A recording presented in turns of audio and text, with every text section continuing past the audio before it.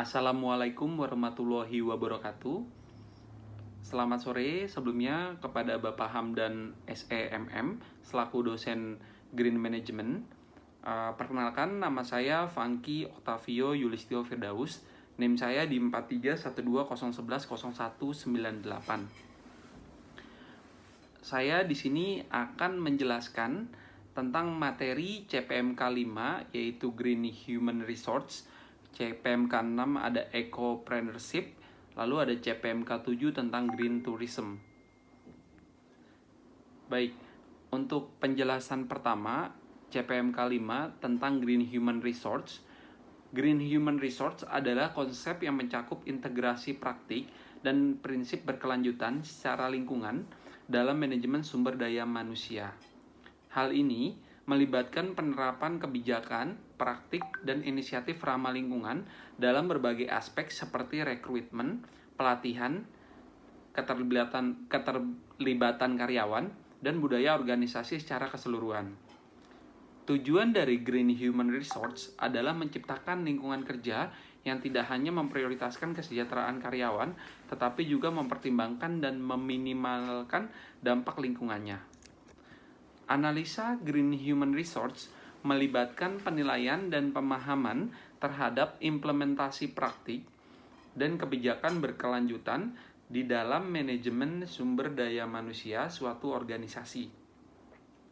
Ini mencakup evaluasi efektivitas inisiatif ramah lingkungan, dampak pada karyawan, serta kontribusinya terhadap tujuan keseluruhan organisasi dalam mengurangi jejak ekologisnya.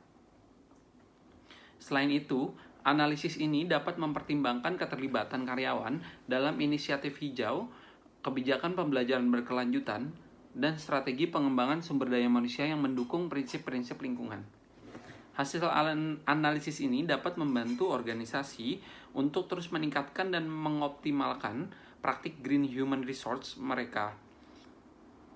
Salah satu contoh perusahaan yang menerapkan Green Human Resource yaitu ada Patagonia Inc. Adalah sebuah perusahaan asal Amerika Serikat yang memasarkan dan menjual pakaian luar ruangan seperti jaket dan untuk pakaian-pakaian perlengkapan untuk hiking dan naik gunung.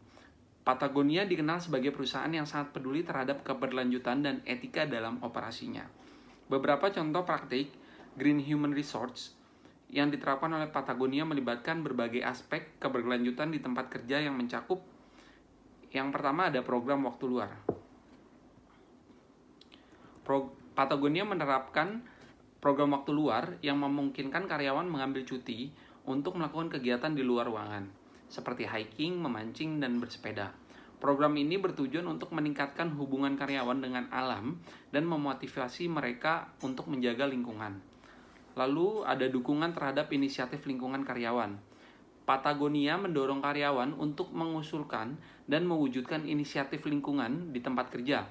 Mereka memberikan dukungan dan sumber daya untuk proyek-proyek ini, memungkinkan karyawan untuk aktif berkontribusi pada keberlanjutan. Lalu ada program pendidikan lingkungan.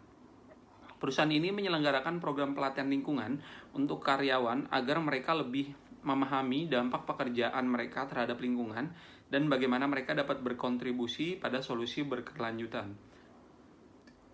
Lalu ada program daur ulang dan transparan.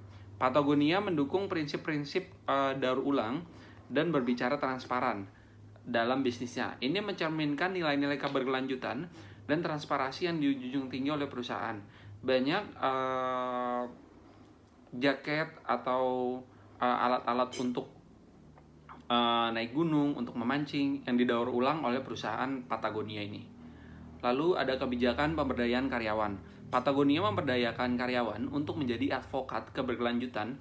Mereka memberikan dukungan kepada karyawan yang ingin terlibat dalam inisiatif sosial dan lingkungan di luar pekerjaan mereka. Lalu ada pengelolaan rantai pasokan yang berkelanjutan.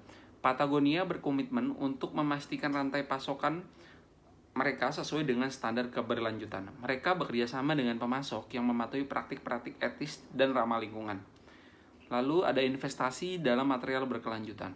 Patagonia terlibat dalam riset dan pengembangan material berkelanjutan untuk produk-produk mereka. Hal ini mencakup penggunaan bahan daur ulang dan teknologi yang lebih ramah lingkungan. Lalu ada program dukungan untuk keluarga karyawan. Patagonia menawarkan program dukungan untuk keluarga karyawan, termasuk asuransi kesehatan, program kesejahteraan, dan kebijakan fleksibilitas kerja untuk menciptakan lingkungan kerja yang seimbang. Praktik-praktik ini mencerminkan komitmen Patagonia untuk menciptakan budaya perusahaan yang mendukung keberlanjutan, melibatkan karyawan dalam inisiatif berkelanjutan, dan mempromosikan tanggung jawab sosial. Lalu yang kedua ada penjelasan tentang CPMK 6 tentang ecopreneurship. Apa itu ecopreneurship? Ecopreneurship itu mengacu pada kewirausahaan atau praktik bisnis yang berfokus pada aspek-aspek ekologi dan keberlanjutan. Ecopreneurs atau entrepreneur berkelanjutan mencoba untuk menciptakan dan mengembangkan bisnis mereka dengan memperhatikan dampak lingkungan yang rendah atau positif. Mereka mengintegrasikan nilai-nilai keberlanjutan, pertimbangan etika, dan kepedulian terhadap lingkungan ke dalam seluruh aspek operasional.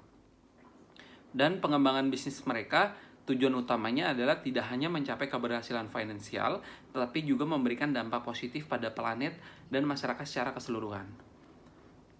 Analisis ecopreneurship melibatkan evaluasi yang mendalam terhadap strategi kebijakan dan dampak lingkungan dan dari inisiatif bisnis berkelanjutan.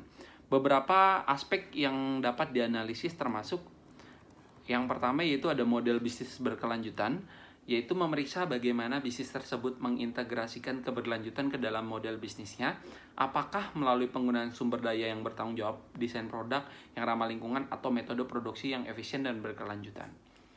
Lalu ada pengelolaan rantai pasokan, yaitu mengevaluasi keberlanjutan rantai pasokan, termasuk pemilihan pemasok, distribusi produk, dan praktik-praktik pengelolaan logistik yang ramah lingkungan. Lalu yang ketiga ada dampak sosial, yaitu menilai dampak positif terhadap masyarakat seperti peningkatan kesejahteraan komunitas lokal, peluang pekerjaan yang berkelanjutan, dan dukungan terhadap inisiatif sosial.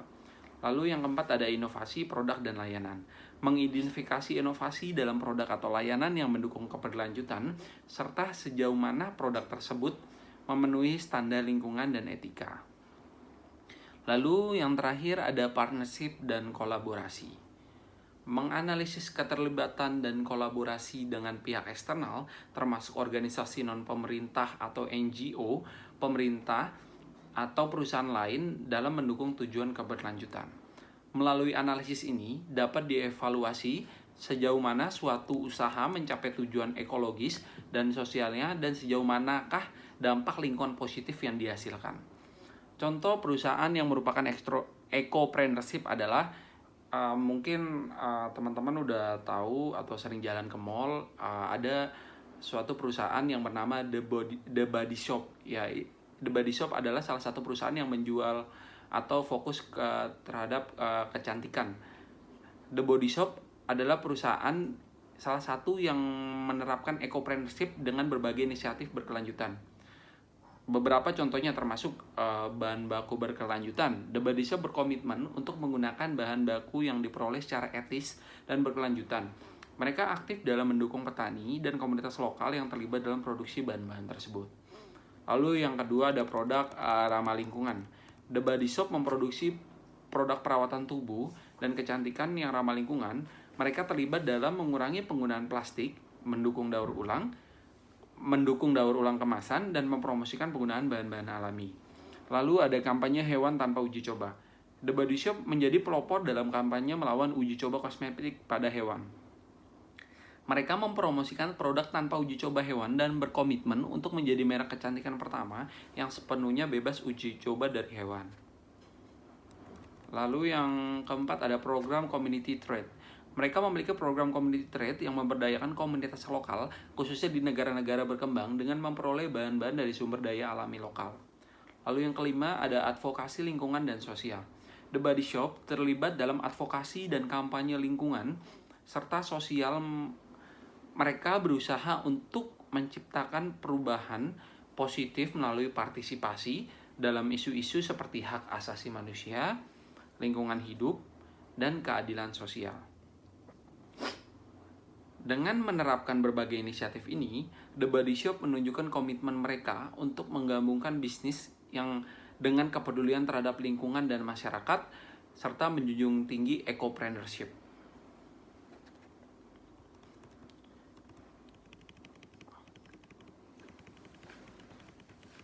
Lalu untuk penjelasan yang ketiga di CPMK 7 tentang Green Tourism.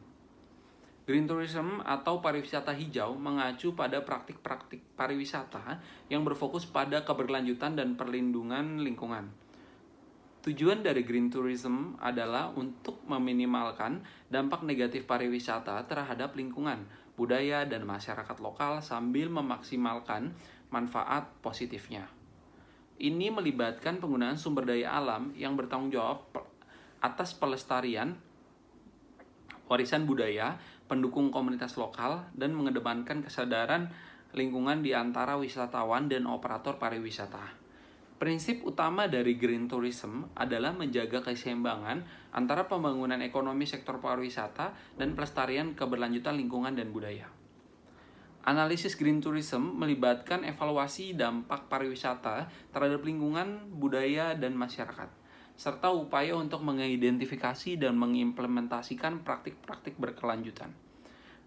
Beberapa aspek yang dapat dianalisis meliputi yaitu pertama ada pengelolaan lingkungan, mengevaluasi sejauh mana destinasi pariwisata menjaga keberlanjutan lingkungan, termasuk pengelolaan limbah, konservasi alam, dan upaya untuk mengurangi emisi karbon.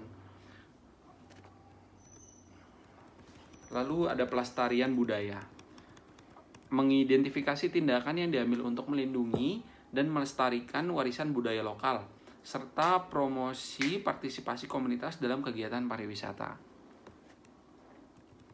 Lalu ada edukasi dan kesadaran lingkungan, menganalisis upaya untuk meningkatkan kesadaran lingkungan di antara wisatawan dan penduduk lokal, termasuk program edukasi dan kampanye kesadaran.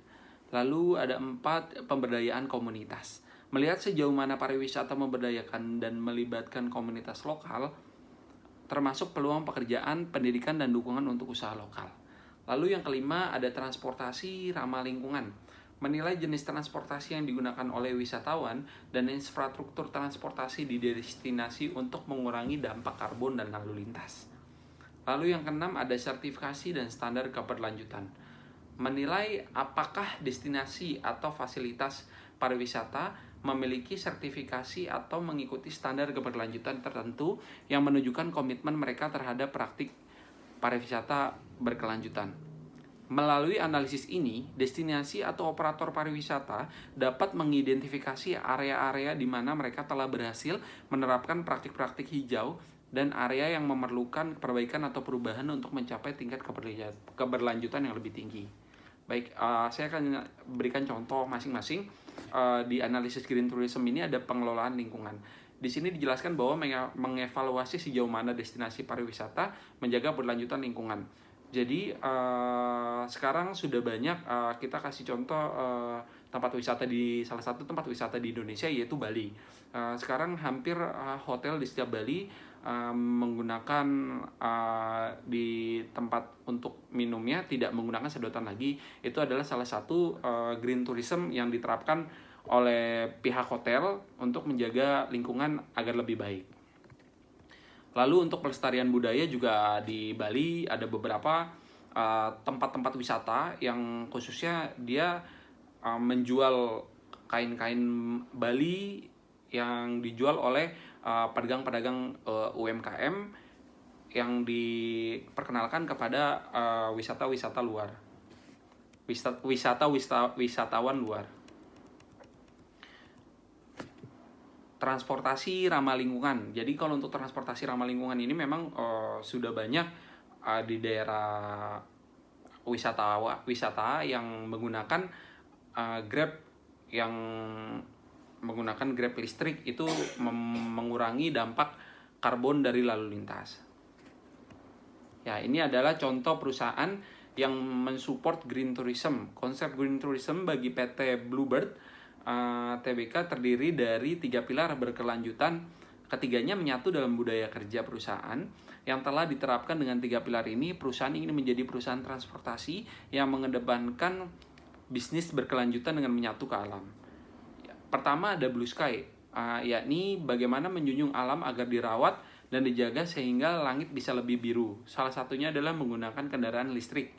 Sedangkan di Jakarta kendaraan menggunakan listrik, tetapi juga taksi dengan bahan bakar CNG. Kemudian kegiatan untuk penanaman mangrove dengan melakukan penghijauan agar kita terus memproduksi oksigen untuk kebaikan alam.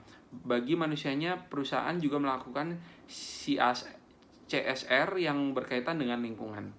Kedua ada Blue Life, yaitu bagaimana memberikan kesejahteraan baik pengemudi dan lingkungan sekitar, contohnya dengan memberikan pendidikan baik di luar Bluebird maupun di internal Bluebird tentang keberkelanjutan green tourism. Ketiga ada Blue Corp, perseroan mengupayakan peningkatan kualitas tata kelola bisnis perusahaan, salah satunya dengan melakukan digitalisasi melalui My Bluebird.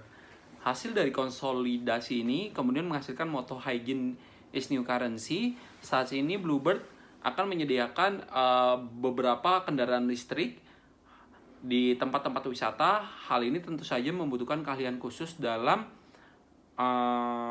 melakukan sistem pembayaran pada saat mengisi bahan bakar, yaitu secara non tunai atau menggunakan aplikasi My Pertamina atau My Bluebird. Sekian penjelasan dari saya tentang CPMK 5, 6, dan 7. Jika ada salah kata atau kesalahan mohon dimaafkan. Terima kasih, selamat sore, wassalamualaikum warahmatullahi wabarakatuh.